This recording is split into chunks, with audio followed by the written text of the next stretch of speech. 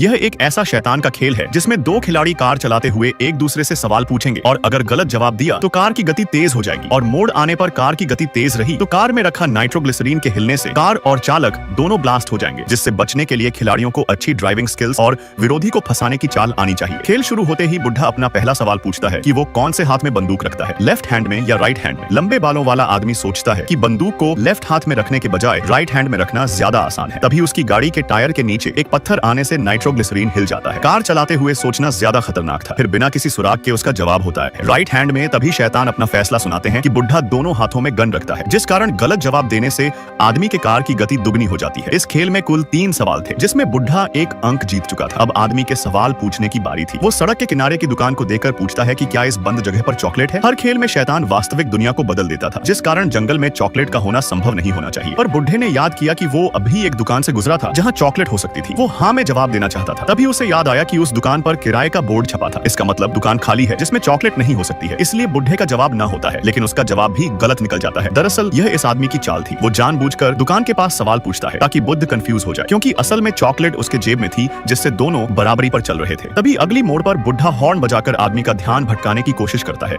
और चुपके से सड़क के किनारे लगे बिलबोर्ड पर बंदरों की संख्या गिनकर सवाल पूछता है, जिसमें आदमी का जवाब फिर से गलत था, जिस कारण उसकी कार की गति और भी तेज हो गई थी। आदमी अपना आखिरी सवाल पूछता है कि क्या गाड़ी में रखा नाइट्रोग्लिसरीन तरल है। यह सुनकर बुढ़े को हंसी आ जाती है कि क्या फालतू सवाल पूछ रहा है। उनकी गाड़ी की स्पीड 125 किलोमीटर प्रति घंटा थी और आगे एक यू टर्न आने वाला था। इसमें दोनों मरेंगे, लेकिन आदमी मुस्कुराने लगता है। तभी उसने अपनी राक्षसी शक्तियों से नाइट्रोग्लिसरीन को 1 सेकंड में जमा दिया था। इन खिलाड़ियों को यह सब शक्तियां राक्षस से सौदा करने पर मिली थी, लेकिन बुढ़े के पास ऐसी शक्ति थी जिससे वो समय में पीछे जा सकता था। बुढ़े ने यह आखिरी राउंड में इस्तेमाल करने के लिए बचा कर रखी थी। तभी बुढ़ा शक्तियों से आखिरी राउंड की शुरुआत में चला जाता है और जब आदमी नाइट्रोग्लिसरीन को जमाकर सवाल पूछ रहा था कि कार में नाइट्रोग्लिसरीन तरल है या नहीं, तो बुढ़ा पूरे कॉन्फिडेंस के साथ जवाब देता है, जिसे सुनकर आदमी हैरान हो गया था। हीरो की आभा रखने वाला यह आदमी विलन से हार जाता है। अच्छी बात यह थी कि दोनों जिंदा थे, लेकिन बड़ी मेहनत से जुटाई 98 राक्षसी चाबियां आदमी ने गंवा दी थी, जिसके बाद वो बेहोश हो जाता है। यह खिलाड़ी राक्षसी शक्तियों से धोखे से गेम को जीतना चाहता था, जिस कारण उसे सजा तो मिलनी ही थी। दूसरी तरफ उसकी दोस्त ने प्राचीन चित्रों की पहली को सुलझा लिया था, जिसका मतलब था 99 राक्षसी चाबियां से न सिर्फ खेल को पूरी तरह मिटाया जा सकता था, बल्कि शैतानों को असली दुनिया में भी बुलाया जा सकता था, जो पूरी दुनिया को नर्क में बदल सकते थे। और तभी बुढ़ा खिलाड़ी राक्षसी शक्तियों से शैतानों को धरती पर बुला लेता है और पूरी दुनिया को खेल का अखाड़ा बना देता है। अगर 48 घंटे में